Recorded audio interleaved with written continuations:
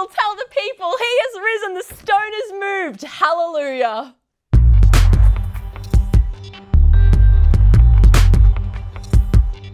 Hello and welcome to The Struggle, Season 13, Episode 2, Electric Boogaloo. Flying solo this week as Laura is yet to awaken from her chocolate coma.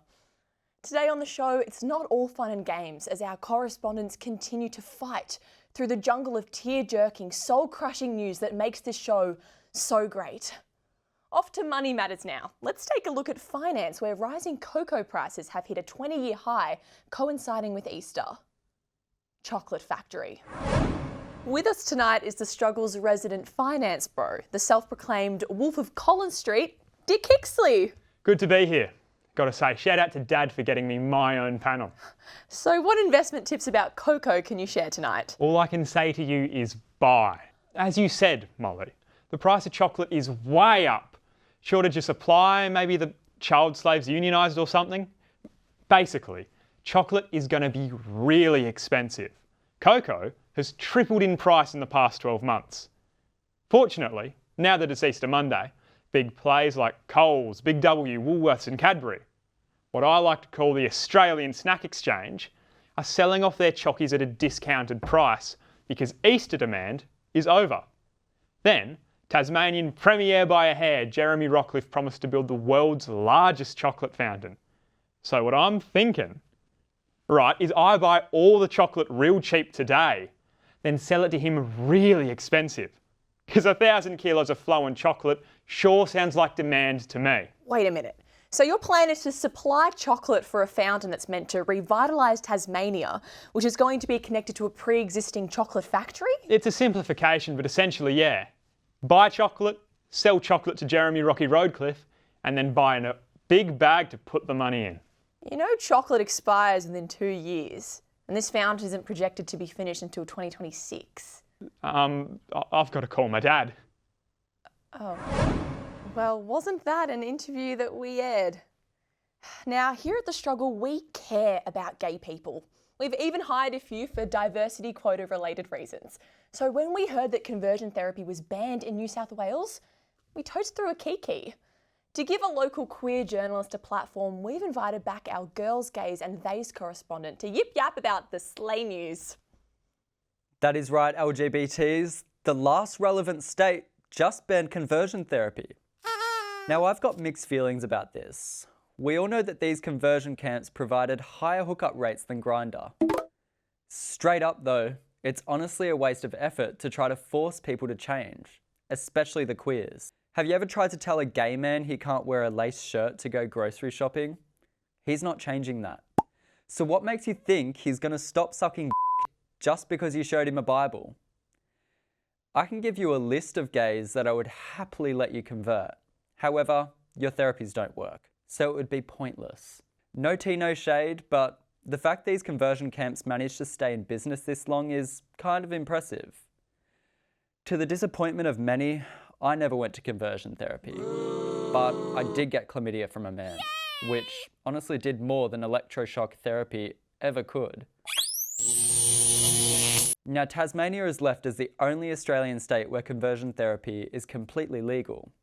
But don't worry, I'm sure they'll get around to banning it as soon as they figure out how to spell the word conversion. And that's okay, because they have bigger things to worry about, like whether the girl they just matched with on Tinder is their sister. I can totally spell conversion. CONVNTLPQLGBTQI plus conversion. Keeping on the theme of places with questionable laws regarding human rights, India's PM Modi is back at it again for the upcoming Indian election. For more on this, let's speak to our political analyst, Jay. What's your take on current Indian politics just before the election? Indian politics, the roller coaster ride that never seems to end. It's like watching a Christopher Nolan movie because you don't know what comes next. Okay, now see if you can follow. Before the elections, Enforcement Directorate officials arrested Delhi's Chief Minister. The drama, political scandals are popping up left, right and center. It's like a never-ending soap opera, like my ex-girlfriend's Instagram stories. Who needs a Netflix if you have Indian politics? Jay, amidst the drama, who do you think has the highest chance of becoming a PM? Miss Molly, do you guys even watch/read the news? It's pretty straightforward. Narendra Modi along with BJP and their alliances are confident that they are eyeing 400 plus seats across India. And trust me, you will discover how strong the current government is. Ask the opposition if you want to see how strong they are. One move against the ruling government and national agencies are ready to raid the opposition's house. Jay, is there any hope of peace and stability in India? I don't think so, Miss Molly. The thing with Prime Minister Narendra Modi is that you really don't know what comes next. I still remember the 8th of November 2016. Demonetization, there was an announcement that all 500 rupees and 1000 rupee notes would be banned. No one expected that plot twist. Some politicians were quick to claim credit for the chaos, saying this is all part of our master plan to promote digital transactions and reduce cash usage. Unfortunately, you couldn't hear him because of the huge frustrated groans of millions of Indians. As per reports, since 2014, the federal agencies have summoned nearly 150 plus opposition leaders. Scary stuff. You just can't talk about all these things. Oh. Okay. Well, Jay, it was nice knowing you. Goodbye forever. They say big things come in small packages. We here at The Struggle don't particularly agree with that, and apparently neither does Jacinta Allen. Are you planning on travelling soon, but don't want to see the same cliche and boring old landmarks? Well, look no further, as we have the destinations for you. Do you want to immerse yourself into the lives of those in 1912, experiencing an amazing 4 days out at sea before you meet your doom? Well, look no further, as Clive Palmer and his shipping company Blue Star Line have decided to manufacture an exact replica of the Titanic, as well as calling it Titanic 2. Now, you can live out your Jack and Rose fantasy with additional lifeboats. Or, are you a more patient type of person who would rather waste more of your life by waiting for the suburban rail loop to finally be complete by 2158? Come down to Victoria and experience the constant buses replacing trains on the busiest time of the year. Australia, home of potentially big things that will inevitably fail. If I could make anything bigger, it would be the amount of ads we have. I love ads. Well, fellas, welcome back to The Struggle. We love Kate Middleton, and we've always said that. Not to be a pick-me girl, but we weren't like all the other media outlets, just using our princess as a punching bag. We love Kate so much, we've decided to apologise on behalf of all the other spiteful, hate-ridden media that's been dunking on the Duchess. The internet has been diving into a soul-searching shame spiral following Kate's cancer announcement last week. But are the conspiracists really to blame, or is social media just doing what social media does best, reacting to news and making a joke out of it? After all, Kategate has brought us the best memes of the decade. The real culprit is the Palace, who released the infamous Mother's Day photo, who threw Kate under the bus, blaming the whole thing on her amateur Photoshop skills. TikTok? I don't think so. The royals and their royally shitty PR team should be the ones to take a look at themselves in the mirror. Oh, sorry, this just in. The royal household are hiring a new communications assistant? No surprises there, I guess. PR girlies, this could be your big break. Shoot your shot. Anyway, we at The Struggle are committed to upholding the standards of cutthroat journalistic integrity that has kept us on top of the news world for a decade. So unlike Blake Lively, we will not be apologising to Princess Kate for any hearsay and slander chat we as a program may have contributed to over the course of this media dogpile. Speaking of questionable PR moves, Trump is still yet to announce who his running mate is for the upcoming 2024 election. Not that we like the guy in any capacity, but we thought it's our civil duty as Australians who can't vote to help the campaign be the least horrific it can be, in case he's actually elected again. Let's hear from our marketing girlie who has the most girl boss idea to really get Trump's campaign the kickstart it needs.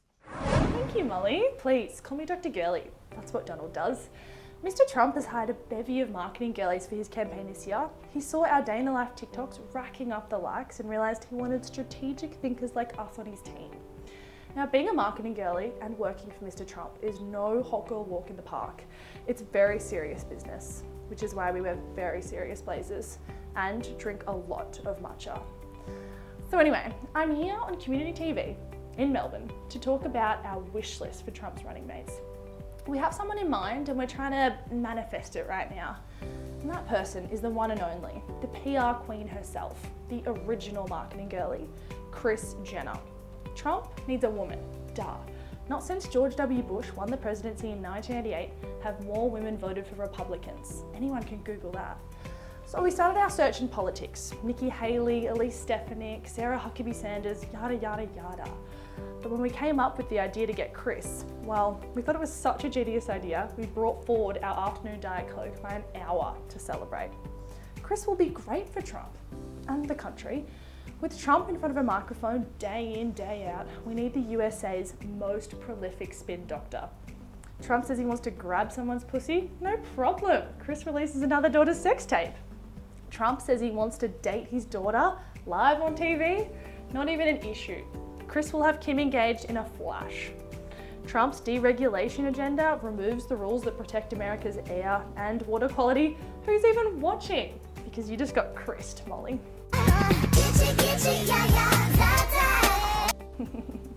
Back to you, girl.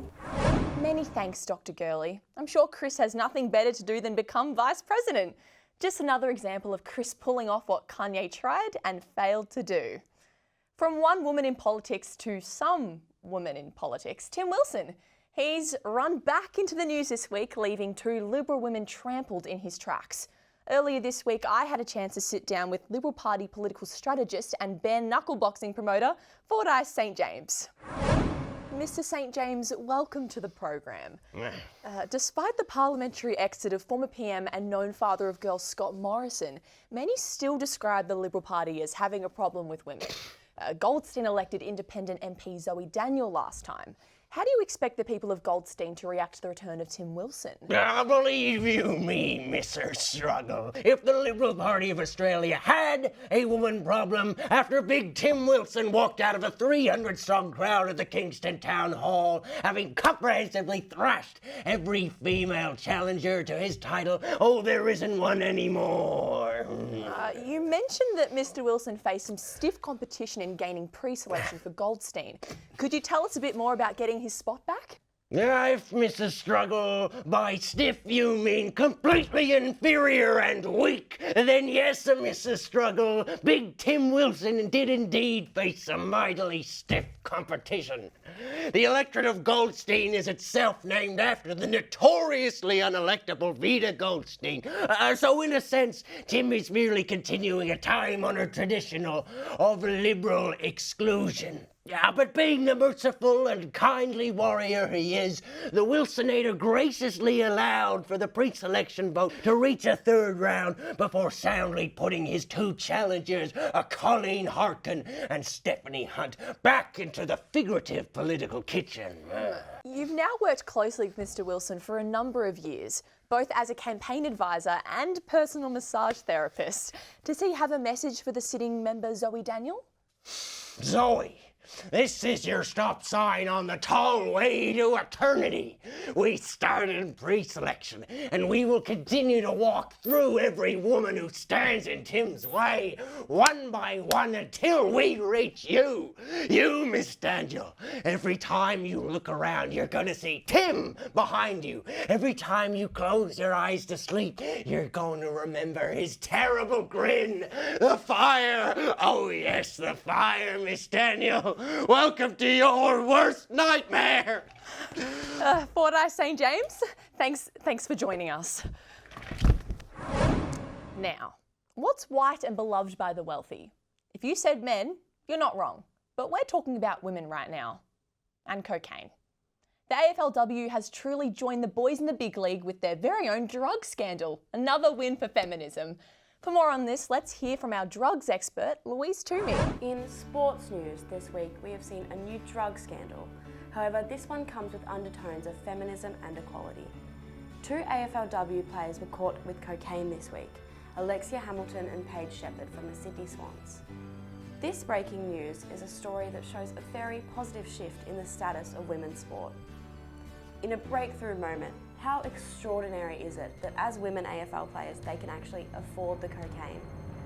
Before 2023, AFLW players were paid a mere 46 grand a year, which did go up to 60 grand. This compares to the men's players who are still on average making about 519 grand a year. This increase in women's pay has clearly had a positive effect on the bank accounts of AFLW players. They may still have to work their second job to keep themselves afloat, but now they're in the tax bracket to afford high-range illicit substances. Next, the fact that this story actually made the news is huge. AFLW has a history of being ignored. For example, randomly being played in early summer and being put on random grounds like local footy clubs in South Australia. The fact that the AFLW is now relevant enough to even have a drug scandal is a gigantic step forward. You go girls, keep smashing the glass ceiling. Snort your heart out, Ben Cousins. Now, I think it's important that we take a moment to think of those less fortunate than us. So, we got some private school kids to come on here and talk about all the hardships they've faced from the government. Oh my God, some people are so selfish sometimes. Why? What happened? Public school students and families are all angry because the Australian government is funding private schools more than public schools. But why wouldn't they? I heard about this. Honestly, those public school kids should educate themselves sometimes. Of course the government should be giving us more money. We're literally in the middle of upgrading the Olympic-sized swimming pool. We need that money. I know. How is my tennis team supposed to continue winning the tournaments if the government doesn't give us money for new rackets and surfaced courts? I literally could not survive without my tennis tournament money. How do you think I bought my first Range Rover? It's just so selfish. If you want the government to give you money, just go to a private school. Or here's an idea. Work harder. Our great-great-grandfather worked really hard to get us here today. Suck it up, guys. We obviously just work harder and deserve the money more. Enough with the jokes. Off to the backbone of journalism. Ads! What up, nerds? Hope you love those exciting ads as much as I did. I like the one with the little man. Yeah, it was exciting stuff. Anyway, you know what they don't make like they used to? Everything. Literally everything is getting smaller and also worse. It's like manufacturing companies are being run by those guys on Hinge. We've got Flynn in for this fun new bite-sized analysis. Thank you for having me, guys. And Kellogg breakfast cereal has always been problematic. Dr. Kellogg invented it to drain boys of energy, giving them empty carbs for breakfast. To give them focus at school? To stop them from masturbating. Speaking of wankers, your research at Deakin University investigating Kellogg's has uncovered they have made boxes of cereal smaller while increasing prices, all under the veil of suggesting that you could beat the cost of living crisis by eating cereal for dinner? Yes, in particular, Fruit Loops have increased from $1.16 to $2.17 per 100 grams, and even my beloved bland favourite Sultana brand's price per 100 grams has increased by 82.1%. Huh. So what would you recommend our viewers at home do now to get through this shrinkflation and cost of living crisis? Well, for dinner, I wouldn't recommend most cereals like Fruit Loops because of the high sugar content. However, a bland, unsullied and pure cereal like Sultana brand is worth the increased cost, especially if you're a lascivious, lustful heretic whose soul has been corrupted by Lucifer himself. Excuse me, Dr. Kellogg and all that. Right. Anything else? Well, I will say this. Shrinkflation is affecting us all, but it's only a temporary issue. Instead, you should be worried about something else, sin. Because like my idol, Dr. John Harvey Kellogg once wrote, highly seasoned stimulating sauces, dainty tidbits and endless variety are leading us to carnal sin. They shall irritate your nerves and react upon the sexual organs, leading some to, must I even say it, masturbation. So please, I urge you, stay away. Thanks to Flynn for that one. That was truly a burden to have been a part of. Heading to something more palatable now, tonight we continue our coverage of the least tasteful multi-week award show on free-to-air television. Guys, you are just too much. Welcome back to the world's angriest, palest and, of course, most unhinged award show. Tonight's awards are dedicated to the Australian Police Force for the sketchiest members. So without further ado, the nominees are Melbourne's Road Policing Assistant Commissioner for travelling 58 kilometres an hour in a 50 zone, as if he couldn't delete the footage. A senior Victoria police officer from the Northwest region who's soon to face court, charged with 3 accounts of sexual assault, all of which allegedly occurred while he was on duty. Talk about multitasking. 2 Victoria police detectives who are facing charges of perjury and perverting the course of justice when they allegedly told some porcupines over the behaviour of an army reservist at a traffic stop. And the winner is... Wait. This is unusual. Ladies and gentlemen, we have a tie. It seems Glenn Weir isn't the first top traffic cop to be caught speeding. So tonight, the honour goes to the Assistant Commissioner Weir and the former Deputy Commissioner Ken Lay, a couple of Leadfords.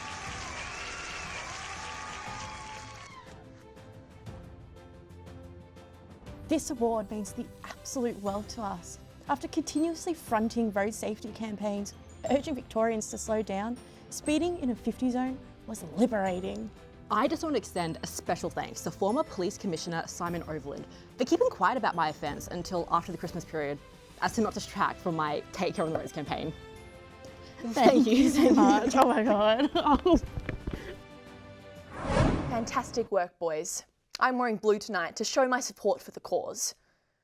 Me and Madonna both believe it's important to express yourself, and unfortunately, fashion bore Kim Jong-un of North Korea fame doesn't agree. A farmer in North Korea has been censored for wearing blue jeans in an interview due to them being too Western. I'd argue they were just ugly, but sure, start a culture war. We attempted to do a deep dive into this issue, keeping up with the certified serious journalism we're renowned for. However, due to several interns being captured in the demilitarised zone, we only have about 60 seconds worth of work to show. State television in North Korea has blurred the genes of celebrity gardener Alan Titchmarsh in the BBC programme Alan Titchmarsh's Garden Secrets. North Korean authorities have identified jeans as a symbol of Western imperialism and warned their citizens against wearing them. And as they should. Skinny jeans are criminal, and in a 60 seconds exclusive investigation, we're here to tell you why. Julia Hobbs in Vogue.com said that she was calling an end to skinny jeans. Even BuzzFeed in 2015 declared that the skinny jeans trend was officially over. Aside from the obvious practicality issue of redundant pockets, there have also been severe cases of ankle chilliness due to repeated exposure of the pale, bony and hairless Achilles. It is an important step in Western society to leave the skinny jeans to the gay men as a signalling mechanism that they are ready to mate. The only possible advantage to these skinny jeans are the free birth control it provides to thousands of straight women across Australia, as there is no way you can get them off. Here, at 60 seconds, we have partnered with Just Jeans in a trade program. For only $50 and peace of mind, you can now trade your old pair of skinny jeans with a much less offensive pair of classic, straight leg pants, which will see you get a bit more action. I mean, if I was wearing something hideous, I'd want it to be censored. Better blot out like a sim than an algo. Why did the python cross the road? More to come later in the program. Snakes have been in the news this week for all the wrong reasons. Researchers have pinned humanity's hopes for a sustainable future on eating delicious snakes. Let's hear what the people have to say. In recent studies, scientists have shown that python meat is a highly efficient source of protein and an environmentally friendly snack. Today I'm going to be taking to the streets to ask people whether they would consider the switch to this new scaly snack. Would you ever consider making the switch to python meat to save the environment? Why not? I also say why not, but also because I'm just really open to trying like all sorts of food. Maybe I'd have to try it first, see what it tastes like. I would love to make the switch to python meat. Why? Interested in trying new meats. Maybe it's better protein content. Yeah. And interested in the gym gains. Interested in the gym gains. Apparently it's more ethical for the environment. Not really, because we have like good meats available like chicken or pork, you can eat that. I think I would consider it. I definitely want to learn a bit more about it, but like maybe if it was like a more environmentally friendly option, I would go for it. Yeah, but if it tastes like chicken, you can also eat chicken also, no? Already. You shouldn't have to eat python or something like that. Definitely, especially in a stir fry. I reckon if you could hide the flavours. Nice. Yeah, I think it would taste a bit funny. How would you cook it? On the barbie maybe? Nice. With soup, if I was feeling it. Snake in the grass, more like Splendour in the past. Padam padam, this year it's more like womp womp. I hear it and I don't know when I'll get my ticket refund.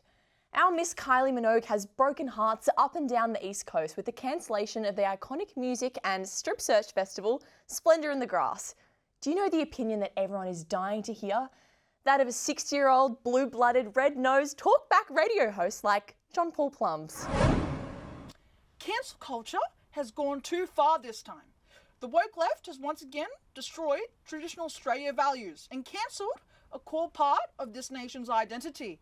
Last week, the commie mob came for Splendor on the Grass. I'm reading it here now. They've come for Splendor after they came for Groove in the Moo.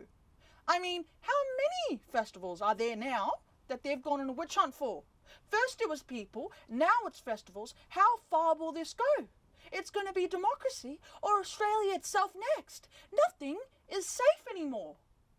Albo, buckle up. Look what happened to ScoMo. They tore the poor guy to shreds just because he doesn't like women. I mean, I don't like women, especially that Kylie Minogue chick. I guess that's the whole silver lining in this cancellation fiasco. The gays will finally be quiet for once. I don't even know what Splendor did. I keep seeing all these headlines, but I've got no answers. But what I do know is these lefties are burning Australia to the ground. It's not climate change, nah. It's bloody woke agenda. I'm telling ya. Anyway, I'm Jean Paul Plums. This has been Talking Melbourne. If you or anyone you know has been affected by Jean Paul Plums, call 3AW head office at 038 667 3600. Charges may apply. Now look who's back. News-based music duo and AM radio junkies, the Wet Baristas and their liberal bushes. Welcome, noble bush folk. Thank you for having us. So, what's the news this week's song is based off? Basically, Rebel Wilson, aka Fat Amy from Pitch Perfect, is about to release her memoir, but claimed a famous actor is pressuring her not to. Why's that? because she is claiming when they worked together, this famous actor allegedly asked her to stick her finger up his bum. Borat and bum, right? So Borat wanted Fat Amy to stick her finger up his bum? Not Borat, Sacha Baron Cohen, the actor, but he denies it. She should have a future no working with arseholes contract clause. She does. Literally. Please enjoy our new song, No Arseholes in My Contract. Hollywood fame, a Hollywood game. How many stars can we defame? Well, I've got a book. Well, I've got a hook. A story of fame. I've got something to claim. He asked me to stick a finger up his bum. He denies. What a piece of scum. Apparently a man who entertains us has a thing about fingers up his anus. Just two artists, just two hearts, just two people playing a part. A clause in my contract forever from here. No assholes come near, no assholes in here. Hello, I'm a Borat. This is my portrait. Yes, I do know this Fat Amy. Yes, I did work with that man. Fat ain't big, I very small. But I big movie star. I do not like finger bum, I deny. I only like to do that with my wife, oh Pamela Anderson. Just two artists, just two hearts, just two people playing a part. A clause in my contract, forever from here. No assholes come near, no assholes in here. It's in the contracts that you have signed. The only asshole I touch is mine. Oh, Hollywood.